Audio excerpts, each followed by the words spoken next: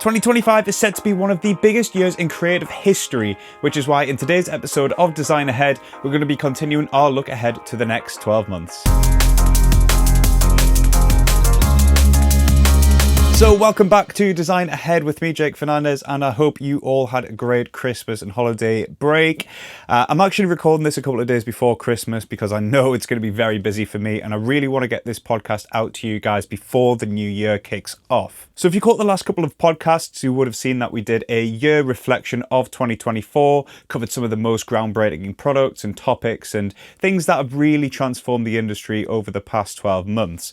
And we've also put in the first part of our look ahead to 2025, where we reviewed some of the upcoming products and things that we might expect to see on the market over the next 12 months. And if you're not familiar on the format of this end of year review, next year preview, what we're doing is breaking these down into categories. We've got 3 categories per episode, and within those categories, we've got a bronze, silver, and gold medalist, which just kind of adds a little bit of fun and excitement to this ranking list. So without further ado, let's get straight into the first topic of this episode, which is the most anticipated creative styles of 2025. So I did do a TikTok, Instagram reel of the upcoming trends within the graphic design industry for 2025, and some of the more interesting, nuanced versions that I've seen that have emerged maybe over the past couple of months, and I think will start to dominate the industry going forward into the next 12. So that TikTok is actually influencing this list, but there's a slight tweak here and there.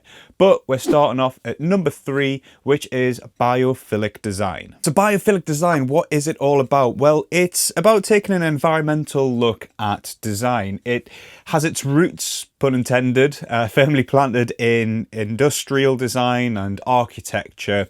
It kind of looks at buildings that incorporate plants and flowers and vegetation within the actual architecture of the space or building. So there's a big nature theme, and you see a lot of these buildings, especially in the more futuristic, if you like, cities of Singapore and Dubai, and it's starting to become more widespread across pretty much everywhere. You know, even in Newcastle, although I think this has been for a long while now, we have a huge plant wall across Northumberland Street above Marks and Spencer's and Sainsbury's. It's really cool to see. I think that, you know, when we're looking at buildings and architecture in the modern day, it's very easy to get lost in the concrete of it all. And you know, some cities, again, going back to Newcastle, do feel a little bit separated from the nature and wildlife of the world around us. And that's why I think it's been fantastic in architecture and interior design, because even when you're walking around buildings or city centres, you do get that feeling of nature, which is quite nice to have, especially if you live somewhere that is very concrete heavy. And as with everything, it starts to go digital, which is why I think biophilic design is going to start really inspiring creatives in the digital space. So looking at graphic designers and web designers as well. And sustainability is a massive topic across the industry right now, as it should be. And you've got a lot of companies pledging net zero goals by 2030, which is 5 years away. So you're going to see a lot of companies start to pivot to give that reflection within their own branding, within their own web design, and really push home this narrative that they are looking to achieve those goals, and hopefully they do back it up with the stats behind it. But as with everything, image is key. So we're going to see biophilic design come into websites, we're going to see it come into logos, creative campaigns, and really give that feeling of nature within their designs. So some trademarks of this could be very earthy colours like greens, browns, sort of pale whites, yellows.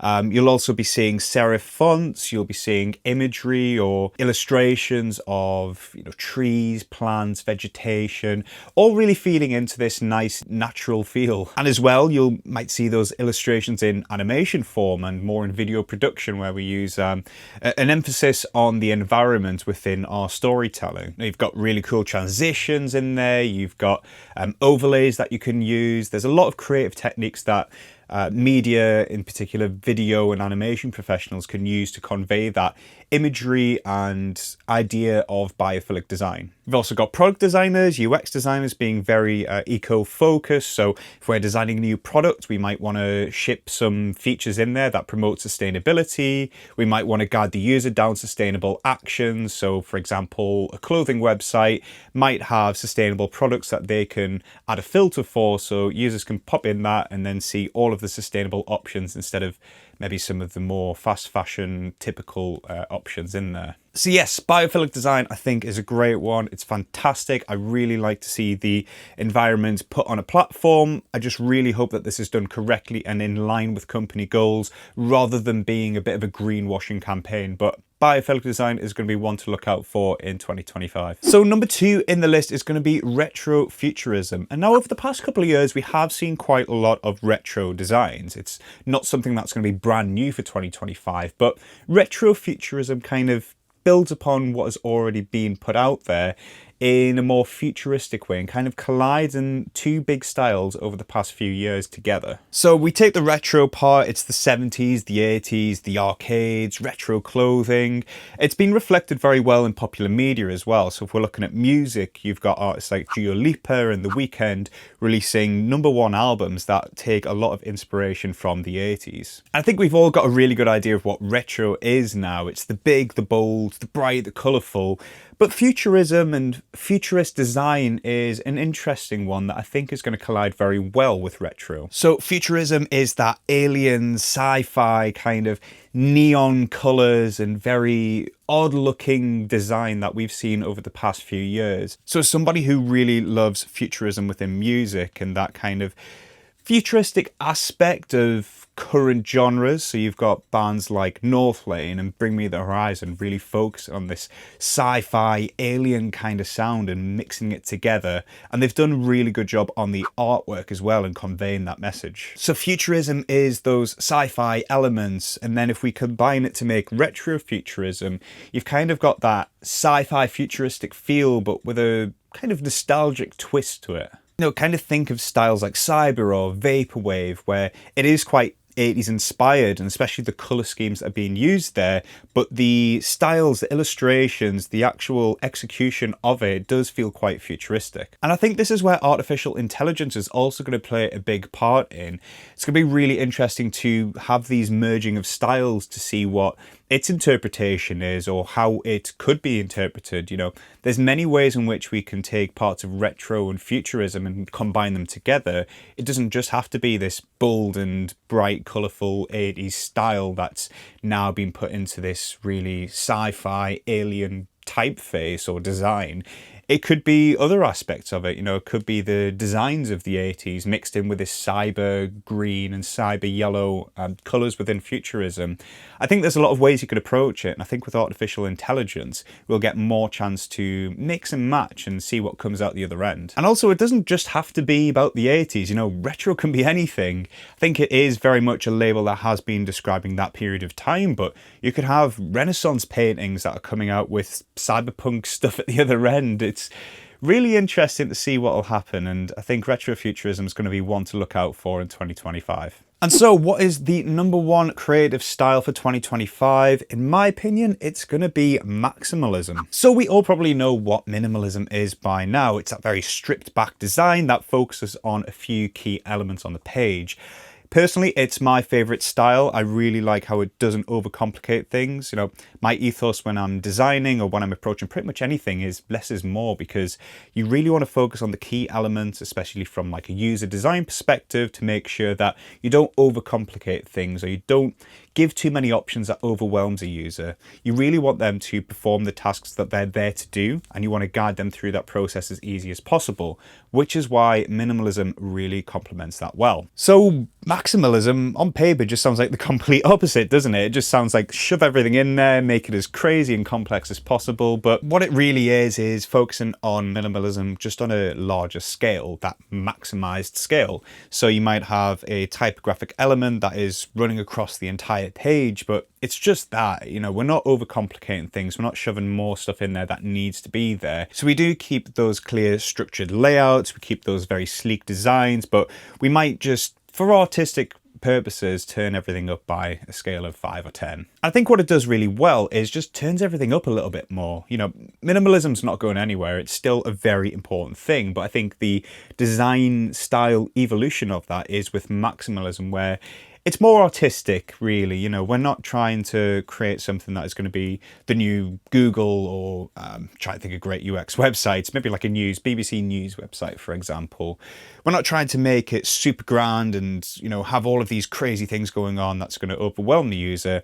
It's still taking that core functionality and principle of minimalism, which is providing you with the stuff that you need to get from A to B, but just making it a little bit bigger, making it a bit crazy, and really just giving that artistic expression to do something a bit more grand than what minimalism has. And I think, again, we've started to see that a little bit over the past year or so. I think maybe over the past 2 as well. But minimalism is something that I think has just been embedded within a lot of sites. I think a lot more people have been going down the routes of retro futurism and tried to make these real cool looking things and very loud. But for me, minimalism is what really works well, and I think maximalism is going to bring that back to the forefront in 2025. On to category 2, the most anticipated creative platforms of 2025. So what are creatives going to be working with over the next 12 months? And for me, third place goes to Blender's Animation 2025. So in a couple of previous episodes, I have mentioned about my fortes into 3D modeling. They haven't been very expansive. Personally, I just haven't really had the time or dedication to get thoroughly involved within 3D modeling and texturing, and I think the barrier for entry for me has also been quite high. I did try maybe 5-10 years ago to get into Blender, but my god, it nearly crashed my laptop trying to download it and open it because it was a pretty crap laptop. And funny enough, I'm actually updating and resetting it right now. Side note. But yeah, for me, 3D modeling is something that I have wanted to try. You know, I see some really cool stuff from people who've just started out and think that, you know, it can't be too difficult to create some of these assets. But again, just never really got into it. But I think with 2025 and with you know, things like Blender Animation 2025, the new project that they're putting forward, it's going to be incredibly accessible for newbies like myself to get into. And in our 2024 review, we did look at web application 3D modeling programs, which again just reduces that barrier to entry so much more. And that's one of the big benefits of Blender's project Animation 2025. But there's also a lot in there that benefits current and existing users and industry professionals in the 3D modeling space. You know, there's a lot of improvements that are going to be coming to character animation and rigging, which is essential really for these 3D modeling tools, as well as some quality of life updates as well. There's going to be this kind of mini map feature, which looks quite cool. And you know, I'm personally not qualified to talk about this stuff, but I can recommend you guys check out Smeef, who did a breakdown on Blender's Animation 2025 if you want some more information about it. And another thing I think would be really good to see over the next year is that real-time collaboration. Now, there are community tools out there that allow you to do it in Blender, but I just don't think it hits the same as having the actual application, having it baked in with real-time collaboration features. And I did talk a little bit about why this is so important. And, you know, recently Beast Games has came out by Mr. Beast on Amazon Prime, not an advert, although I did watch the first couple of episodes and it's fantastic. But one of the interesting things I heard about this is that they are still using Adobe Premiere to create this because it's his own editing team and they don't have any experience of Avid. And I find it remarkable that they managed to do stuff like this without any real-time collaboration. You know, they're going to be working on their own Adobe Premiere project files and then combining them together. And I think, you know, it's very easy for me to say that, you know, pop everyone into the same file and it'll all be all right, because I'm sure it'll be an absolute chaos. But it just makes so much more sense to be working on the same script at the same time and not kind of writing your own stuff to pin together at the end. But yes, I am really excited to see what Blender's Animation 2025 roadmap has in store. And I do think this is going to be the year that I'll try to get into 3D modeling. So let's hope it's a good one. In second place, we have Meta Horizon Workrooms. And this is something that is going to be dependent on the technology that comes out to associate with it. So Meta Horizon Workrooms has been around for I think a couple of years now. There was a big update earlier this year that just kind of increased the collaboration features and made it a bit more accessible for people using the Meta Quest. You know, you had new things in there like a new room design, and it was easier to create and join meetings. But if our predictions are correct that the Meta aj&smart glasses are going to hit consumer markets in 2025, it really changes everything. And I think currently they're working at a reasonable level with the MetaQuest headsets, but the big problems for me are that they're still quite bulky, you know, having this big device on your head. It's going to be strenuous on your eyes as well because the screens are right up close and they are not letting any light in, really. You know, it's not a very natural feel as opposed to having glasses on your head. And the interesting part about this is using it for a full workday, which is what we would hope to get at the end of it, or whatever our end goal is for these smart glasses. Now, these are things that in theory you could be wearing all day long, you know, from the minute you wake up to the minute you go to bed. You've got experienced reality, augmentations around you, virtual reality potentially as well, that just allow you to engage with your environment on a higher level. And that's what the Orion smart glasses are starting to show. The questions are around, you know, how long can you use them for, the strain that it might put on your eyes, because, you know, there are still screens within those glasses. They are going to be interfering with your eyes, so it's not going to be as easy as just kind of me looking to this camera right now. There may still be some strain, and you know, I'm not a healthcare expert. I've not been working on the Meta Orion glasses, but they are interesting questions that I would like to see the answers to. But back to using these in your average workday. So if you've got the Meta Orion glasses and you can use them effectively for 7.5 hours a day, you're going to be wanting to enhance your experience at work. You know, it shouldn't just be about you and the laptop or the people around you. You could have multiple screens on these glasses. You could see notifications. You could even do a bit of work as well. So using Meta Horizon workspaces is going to become incredibly powerful with these smart glasses. And again, you know, Meta are holding their cards very close to their chest. They don't want to be giving too much away until they're ready to.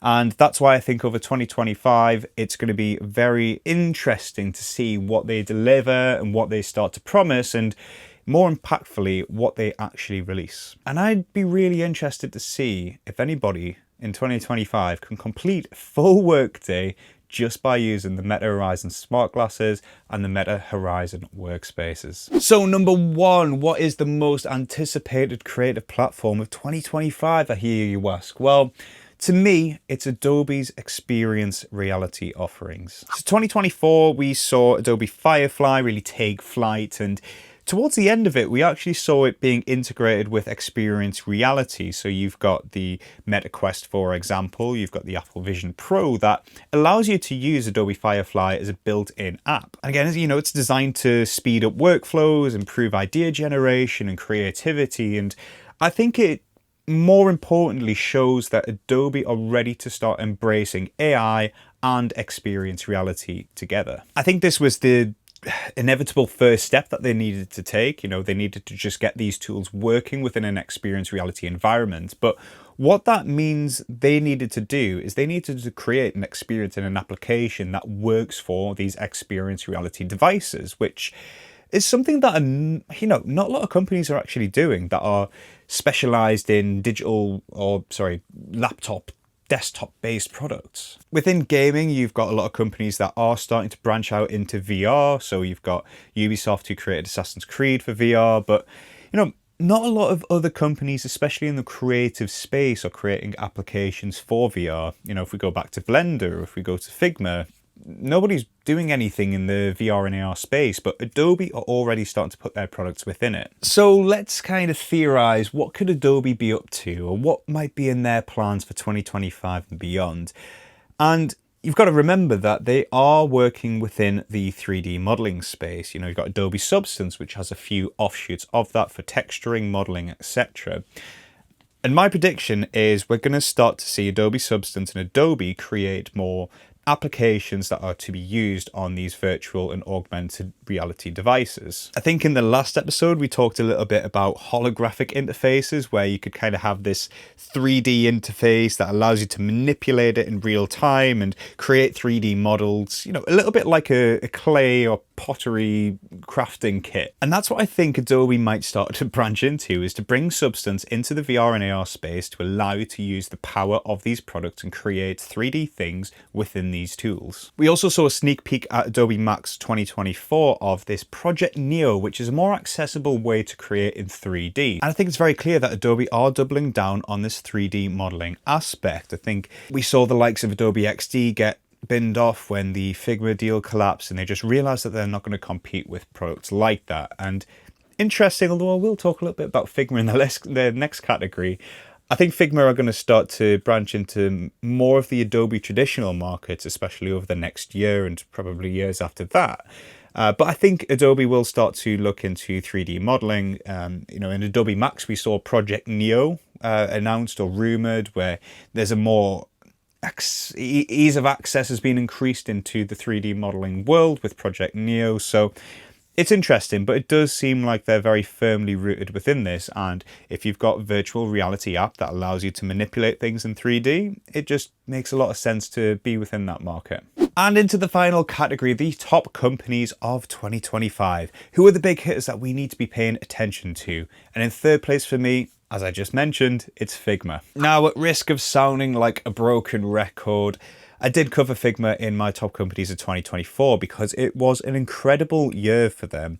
They just came out 2023 where their deal with Adobe collapsed, which was a $20 billion merger. It collapsed, of course, because of the anti-monopoly laws, which just meant that Adobe weren't going to have a stranglehold on the creative industry. And I think what it did over 2024 is made Figma realize that they are very much, a sole player within this market. It's them against everybody else. And it's a little bit like Evolve or Die. They've got a fantastic offering with Figma, but they kind of need some more products to really rival other markets and branch out to keep expanding as a company. And we saw the introduction of FigJam, which was a rival within the digital whiteboarding market. We saw Figma Slides in 2024, which is a competitor to PowerPoint within the presentation market. And I think the sky's the limit for Figma because they've created a vector-based tool off the offset. So there's so many possibilities within that already for graphic design, logo design.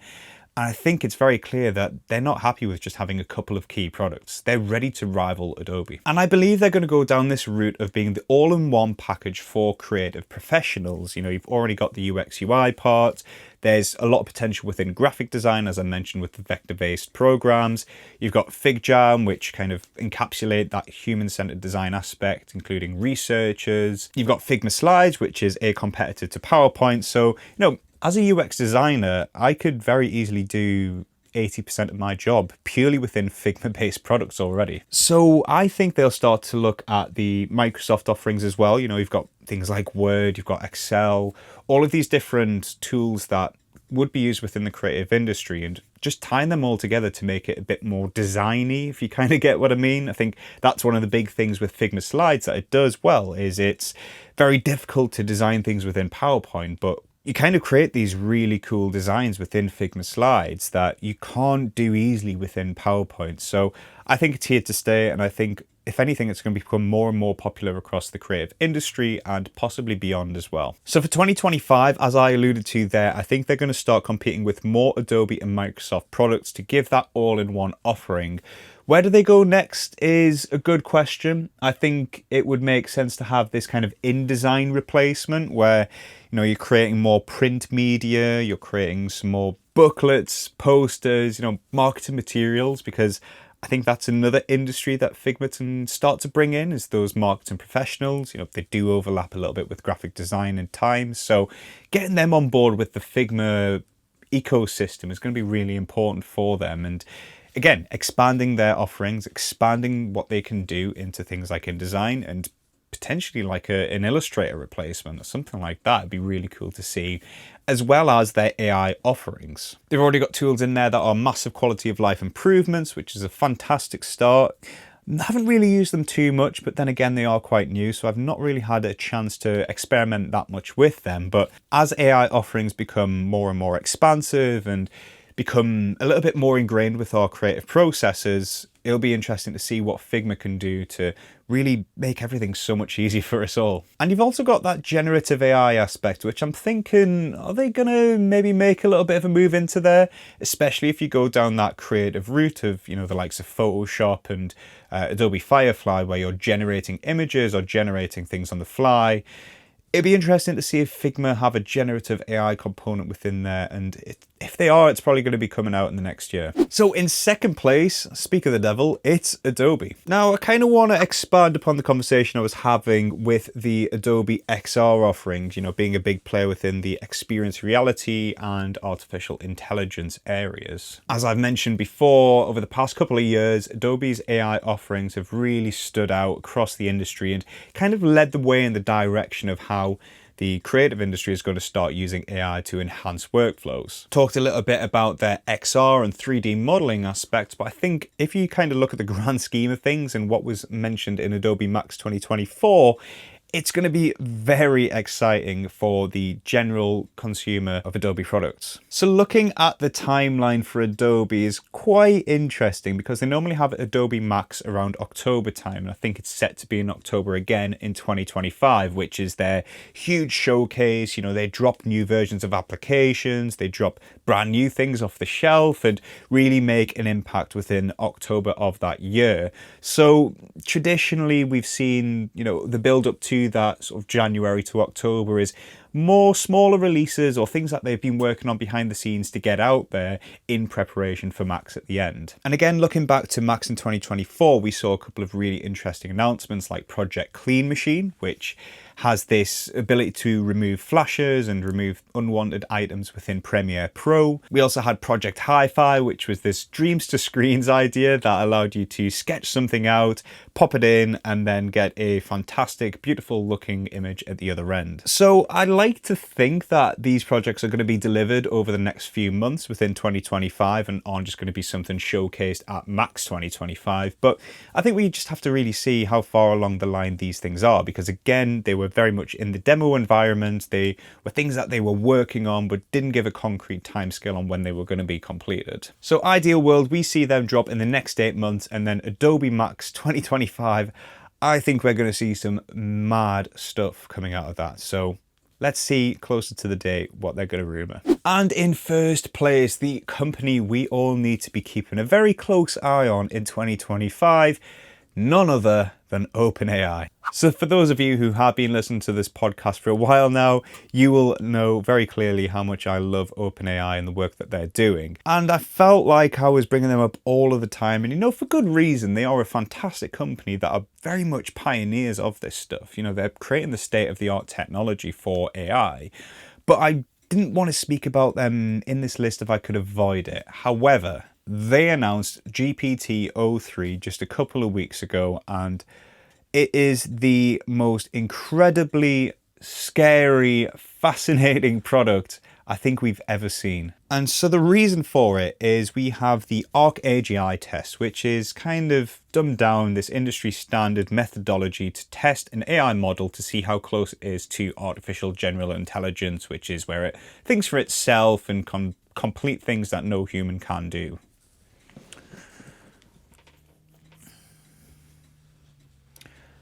And the highly optimized version of O3 was able to achieve a score of 88%. Now, to most of you, that might not mean much, but if you put this into comparison, it is staggering. So if we look at O1 High, which was the model before this, it only achieved 33%. And again, taking a step back to 2020, when we saw the introduction of ChatGPT 3, it took 4 whole years to go from 0 to 5% with the release of GPT 4.0 just this year in 2024. So it took us 4 years to get from 0 to 5%, and then less than a year to get from 5 to 88%.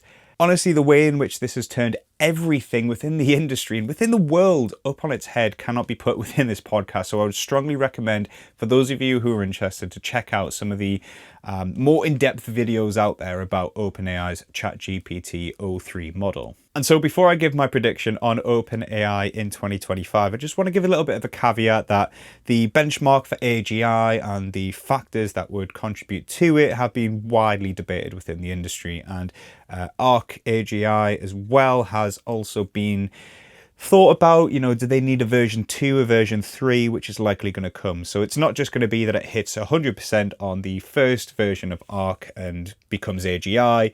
it's a very hotly debated topic still. But all of that aside, my prediction for 2025 is a very scary one to make, if I'm honest, because I genuinely believe we are likely to see something that many industry professionals and leaders will call artificial general intelligence released by OpenAI in 2025. I genuinely believe that. And it's just because the benchmarks that have been set have been absolutely blown out of the water so incredibly quickly that I don't think anyone realized that how quickly this was going to come. There were a lot of people expecting this to be in the next 10 years. And I think even, Sam Altman and the guys at OpenAI expected this to still be about 5 or 10 years away. And these predictions were made just a few months ago. The rate of pace is scary, but it's also very exciting for somebody who loves AI as much as I do, because I'm really interested to see what breakthroughs are going to be made within medicine and breakthroughs that are going to be made across the entire world that will probably change the way in which we live and breathe on this planet. However, the slightly more comforting part of this, well, depending on which way you look at it, is that these models are extremely expensive to run.